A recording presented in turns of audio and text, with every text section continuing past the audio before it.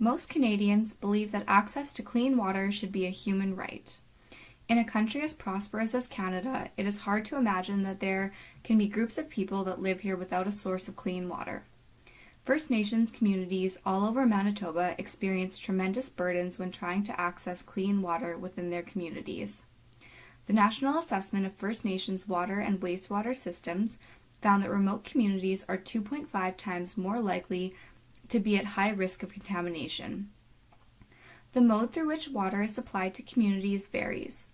Only 72% are piped, 13.5% are delivered by truck, 13% utilize wells, while the remaining 1.5% have no water service. This is a Canada-wide problem. Investigators have found that 2/3 of all First Nations communities in Canada have been under at least one drinking water advisory in the last decade. The most recent numbers show that 150 water advisories were being tracked in 2015. 71 of them were long-term, meaning that they lasted for over a year.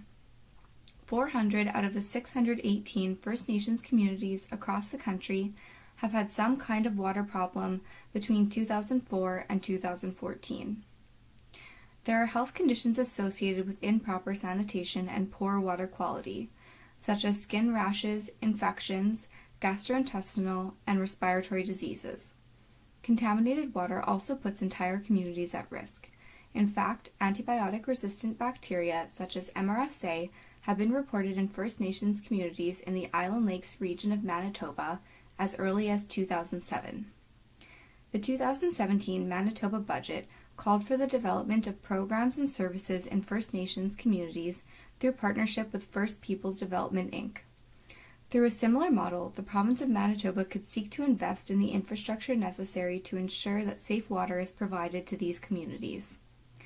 The right to clean drinking water is increasingly recognized as a fundamental human right. However, many First Nations people are being denied that right. It is time that we ask all levels of government to take real steps in addressing this problem.